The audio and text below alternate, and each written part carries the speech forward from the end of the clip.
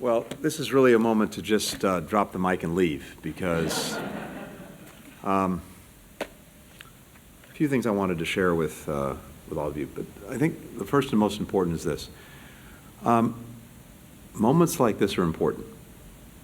We don't usually take the time, even half an hour, 45 minutes, to just press pause and reflect on something that we've done, because there's just too much to do. And the inboxes are overflowing, and it's always move, move, move. But it is important to do that, because when we're at our best, as each of you has been in this extraordinary chapter, it really is worth reflecting on. And I hope that it inspires, energizes, encourages each of us to keep going, to keep doing this, to keep with this calling that has drawn all of us together in this incredible enterprise. Aaron said something that is, I think, very powerful, and it's that, we get called upon to do lots of things in our careers here at State, other agencies. But there are not that many moments when you can really say and see directly that something you have done has actually changed someone's life and changed it for the better. There are usually too many points of connection along the way to really see it and really feel it. But the experience that each of you has had in this instance, I hope, really makes that connection, makes it powerful, and it's something that you'll take with you throughout your careers and throughout your lives, no matter what you do going forward. It's simply the most powerful thing that we occasionally have an opportunity to do, and it really is worth reflecting on. Tressa, my friend, my travel companion, colleague, this is the epitome of the person here who runs into the burning building every single time, no matter how challenging it is, and gets the job done. And we've seen that again and again. I'm so grateful once again to you for your incredible leadership in this instance. The extraordinary team of volunteers, and that was a hugely important word, volunteers that Mike shared with us. That just inspires me tremendously, because again, I've seen it time and again in this department.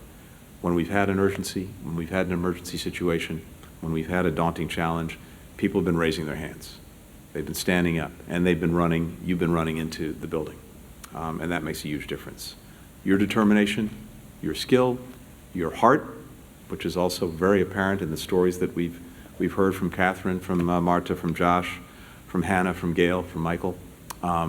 That truly is inspiring to me as well. And to everyone who's joining us today, including folks who are online, as well as everyone here in person, thank you for everything that you've done, and thank you for sharing the stories. We know that for each of the 7 stories that we just heard, there are hundreds more from across the U.S. government, from across NGOs, from people who stepped up to welcome the 222. And I hope that in some way as well, we'll find a way to collect some of those stories and maybe share them with colleagues, because again, I think it's going to be incredibly inspiring to them. But these doctors, these political leaders, these journalists, these priests, these others who all came together and found themselves together as a result of your work on that plane, they had one thing that connected them, one overriding aspiration, and that was to simply exercise their fundamental freedoms and to try to safeguard the freedom of their fellow citizens. Tragically, in Ortega's Nicaragua, that's a crime. It's why these activists were imprisoned for months and sometimes years, denied visits from their loved ones. Many were held in harsh conditions, little access to sunlight, to fresh air, writing materials, books. One prisoner recalled reading and rereading the label on a tube of toothpaste.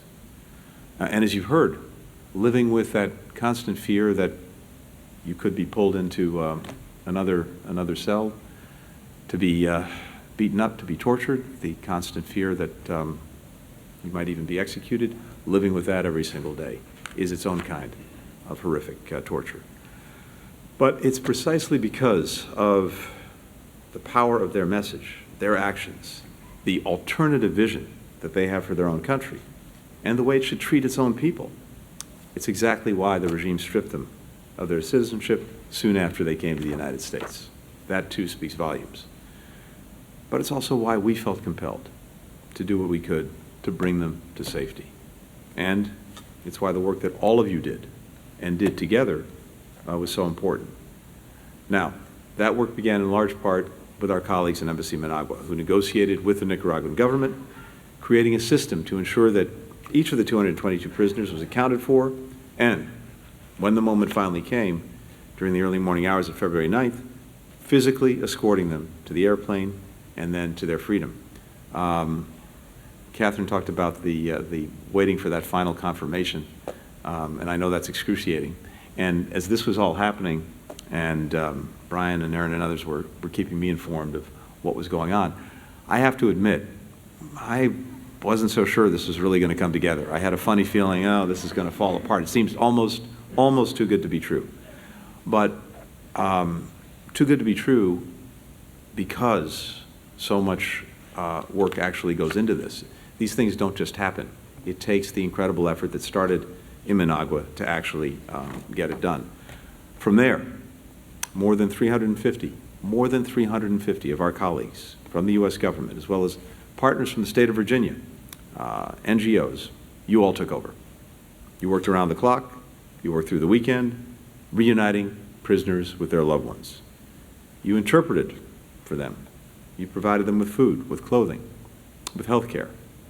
You helped them through the jarring process of starting a new life, far from their homes and their communities. And what I heard also in the stories that were told is, I think you all responded in a powerfully human way, because I imagine as you're there with someone who has just had this absolute sea change in their life, you're thinking and feeling and understanding how totally jarring and disorienting that is, even in this incredibly positive way. And the humanity that you showed as fellow human beings in helping them navigate this particular passage, that in and of itself was hugely important.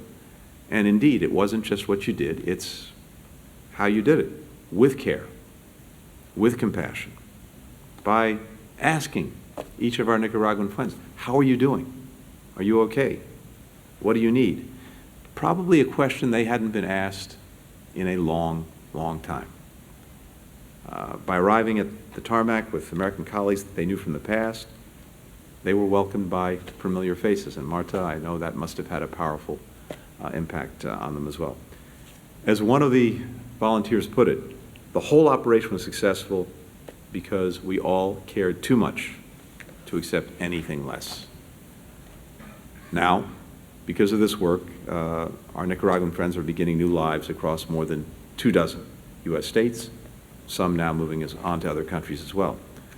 Some have already jumped back into activism, no surprise, rallying international support and pressure for a better future for their country. The United Nations, the Organization of American States, the Summit for Democracy just this week. At the summit, we heard some of these voices. Others are starting the process of opening new businesses, continuing their studies, getting on with their lives that were so violently interrupted by the Nicaraguan regime. Now, in the months ahead, we have our NGO partners that will continue to support the recent arrivals' relocation. We have our embassy colleagues who will work to reunify family members in Nicaragua with their newly settled family members in the United States. So this process goes forward, it carries on. And at the same time, for us as a government, we'll join partners across the hemisphere and around the world to continue to push for a return to democracy and respect for human rights in Nicaragua, while also using all of the diplomatic and economic tools that we have to try to promote accountability for the widespread abuses from the regime. So, in a very small period of time, in a very intense way, you gave us a reminder of who we are when we're at our best, which is not every day, but it was in the days that you were engaged in this mission. A country that stands with those on the side of freedom and human rights and fights for our democratic values around the world.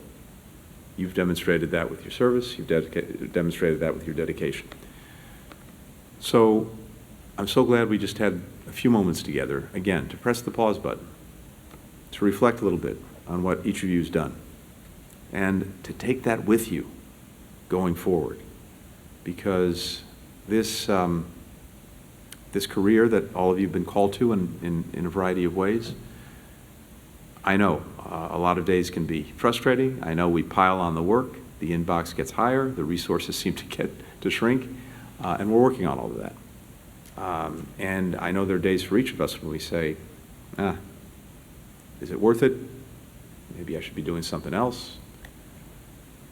I hope and I believe strongly that this experience is a reminder of what an incredible pursuit this is, what an incredible responsibility we all have, but also what an incredible privilege it is to actually work for, represent your country, and try to make sure that the country that we love and share and the department that we love and share is actually operating at its best. In this instance, it was because you were. And I just wanted to thank you on behalf of the President and as a fellow American. Thanks for exemplary work. Thanks for your service to our country. Thank you, everyone.